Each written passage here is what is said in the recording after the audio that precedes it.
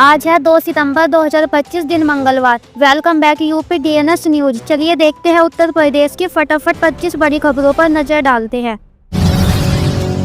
गोरखपुर में योगी का कार्यक्रम। मुख्यमंत्री योगी आदित्यनाथ गोरखपुर में आज गोरखनाथ मंदिर में पूजा अर्चना करेंगे। इसके बाद वह क्षेत्रीय विकास योजनाओं का शिलान्यास और लोकार्पण करेंगे। प्रधानमंत्री मोदी का संबोधन। प्रधानमंत्री नरेंद्र मोदी आज वीडियो कॉन्फ्रेंसिंग के जरिए आत्मनिर्भर कृषि मिशन का शुभारंभ करेंगे। इस योजना के तहत यूपी समेत देश भर के किसानों को आधुनिक खेती तकनीक और उपकरणों की सुविधा मिलेगी। यूपी में जेल में गंभीर रोग से जूझ रहे बंदियों की रिहाई होगी आसान। मुख्यमंत्री योगी आदित्यनाथ ने समीक्षा बैठक में गंभीर बीमारी से पीड़ित कैदियों की समयपूर्व रिहाई के निर्देश दिए। बाल वाटिका से बदली तस्वीर। योगी सरकार की पहल ने पूर्व प्राथमिक शिक्षा को दी नई उड़ान। उत्तर प्रदेश सरकार ने NEP 2020 के तहत 70,000 से अधिक सरकारी स्कूलों में बाल वाटिकाएं शुरू की। यहां 3 से 6 साल के बच्चों को खेल खेल में पढ़ाई आधुनिक सुविधाएं दी जाएगी। पीएम मोदी और पुतिन की बैठक को लेकर विदेश मंत्रालय ने जारी किया बयान।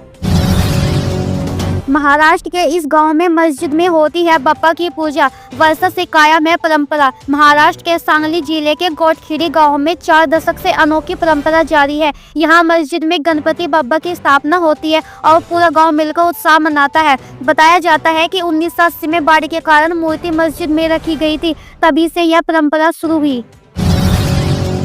GST कलेक्शन से भरा सरकार का खजाना। जानिए अगस्त में कितनी हुई कमाई। वित्त मंत्रालय द्वारा सोमवार को जारी आंकड़ों के अनुसार अगस्त 2025 में GST कलेक्शन सालाना आधार पर 6.5% की वृद्धि के साथ 1,86,315 करोड़ रुपए रहा।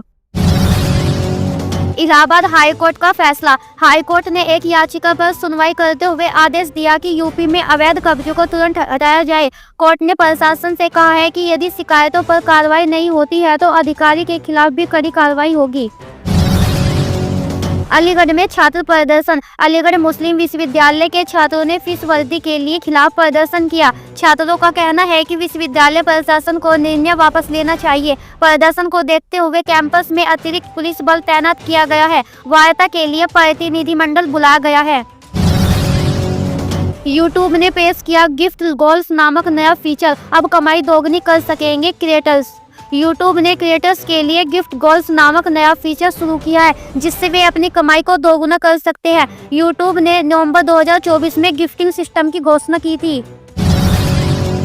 झांसी में सड़क हादसा। झांसी में बारिश के दौरान एक ट्रक और कार की टक्कर में 3 लोगों की मौत हो गई। घायलों को मेडिकल कॉलेज में भर्ती कराया गया है। पुलिस ने ट्रक ड्राइवर को गिरफ्तार कर लिया है। मृतकों के परिजनों को मुआवजा देने का आश्वासन दिया गया है। सहारनपुर में अपराध पर कार्रवाई। सहारनपुर पुलिस ने नशा तस्करी में शामिल गिरोह का भंडाफोड़ किया है। पुलिस ने 50 किलो से ज्यादा अवैध गांजा बरामद किया। गिरोह के 4 सदस्य गिरफ्तार हुए। SP ने कहा है कि जिले में नशा तस्करों के खिलाफ अभियान और तेज किया जाएगा। बरेली में ऊर्जा परियोजना। बरेली में सोलर पावर प्रोजेक्ट का उद्घाटन किया गया। यह परियोजना 100 मेगावाट बिजली पैदा करेगी। मुख्यमंत्री ने कहा है कि नवीकरणीय ऊर्जा से राज्य की बिजली जरूरतें पूरी होंगी और पर्यावरण को भी लाभ मिलेगा। गाजियाबाद में पेट्रोल पंप पर ईंधन भरवाने के कुछ ही मिनट बाद करीब 30 कारें हुई खराब। गाजियाबाद उत्तर प्रदेश में 26 अगस्त से 29 अगस्त के बीच एक पेट्रोल पंप से ईंधन भरवाने के कुछ मिनट बाद ही करीब 30 कारों के इंजन में खराबी आ गई, जिसके बाद वाहन मालिकों ने शिकायत दर्ज कराई। अयोध्या में राम मंदिर परिसर सुरक्षा। लगातार बढ़ती श्रद्धालु संख्या को देखते हुए प्रशासन ने सुरक्षा के कड़े इंतजाम किए हैं।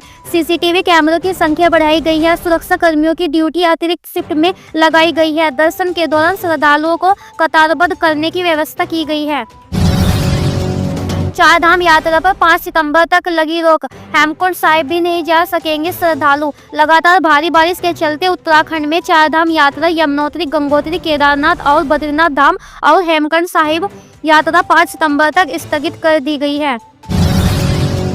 मेरठ में स्वास्थ्य शिविर। मेरठ मेडिकल कॉलेज में निःशुल्क स्वास्थ्य शिविर का आयोजन किया गया। इसमें 2000 से अधिक मरीजों का इलाज किया गया। डॉक्टरों ने बताया कि बारिश के मौसम में डेंगू और मलेरिया के मरीजों की संख्या बढ़ रही है। लोगों को सतर्क रहने की सलाह दी गई है।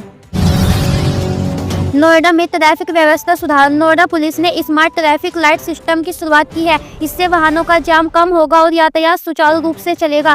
पहले चरण में सेक्टर 62 और सेक्टर 18 में यह सिस्टम लगाया गया है। धीरे धीरे पूरे शहर में लागू किया जाएगा। यूपीआई ने पहली बार पार किया 20 अरब मासिक ट्रांजैक्शन का आंकड़ा। भारत के यूपीआई ने अगस्त महीने में 20.1 अरब ट्रांजैक्शन का नया रिकॉर्ड बनाया। 1860 सोसाइटी एक्ट में बदलाव। उत्तर प्रदेश सरकार 1860 से लागू सोसाइटी पंजीकरण कानून को बदलने की तैयारी कर रही है। नया कानून अधिक पारदर्शी और आधुनिक होगा। इसके तहत एनजीओ और सोसाइटी के वित्तीय लेन देन में पारदर्शिता सुनिश्चित की जाएगी। विपक्ष ने इस कदम का स्वागत किया है। बिहार पुलिस जवानों को ड्यूटी के दौरान मौत पर मिलेगा 1,50,00,000 करोड़ रुपए का बीमा लाभ। बिहार पुलिस के जवानों को ड्यूटी के दौरान दुर्घटना में मौत होने पर अब 1.50 करोड़ रुपए का बीमा लाभ मिलेगा। यह सुविधा बैंक ऑफ बड़ौदा के साथ हुए नए समझौते के तहत की गई है। सरकारी नौकरियों की बहार। सितंबर महीने में यूपी पुलिस, बीएसएफ, रेलवे और अन्य विभागों में भर्तियां निकाली है। युवाओं के लिए आवेदन करने का सुनहरा अवसर है। यूपी पुलिस ने दरोगा भर्ती का विज्ञापन जारी हो चुका है। आवेदन की अंतिम तिथि 30 सितंबर तय की गई है। लखनऊ में ट्रैफिक जाम। लगातार बारिश से राजधानी लखनऊ में जगह जगह जलभराव और ट्रैफिक जाम देखने को मिला। गोमती नगर, चारबाग और हजरतगंज क्षेत्र में लोगों को घंटों परेशान होना पड़ा। नगर निगम ने पंप लगाकर पानी निकलवाने की कार्रवाई शुरू कर दी है। वाराणसी में गंगा का बढ़ता जलस्तर। वाराणसी में गंगा का जलस्तर खतरे के निशान के करीब पहुंच गया है। घाटों पर पानी चढ़ने से नाव संचालन रोक दिया गया है। जिला प्रशासन ने चेतावनी जारी कर घाट किनारे रहने वाले लोगों को सुरक्षित स्थानों पर जाने की सलाह दी है। भारी बारिश का अलर्ट। मौसम विभाग ने उत्तर प्रदेश के कई जिलों में 2 सितंबर को भारी बारिश का रेड अलर्ट जारी किया गया है। लखनऊ, वाराणसी, प्रयागराज और बुलंदशहर क्षेत्र में मूसलाधार बारिश की संभावनाएं है। प्रशासन ने निचले इलाकों में सतर्क रहने और राहत दलों को तैयार रखने के निर्देश दिए हैं। तो ये थी आज की 25 सबसे बड़ी खबरें। खबर अच्छी लगे तो वीडियो को लाइक करें, शेयर करें और यूपी DNS न्यूज को जरूर सब्सक्राइब करें।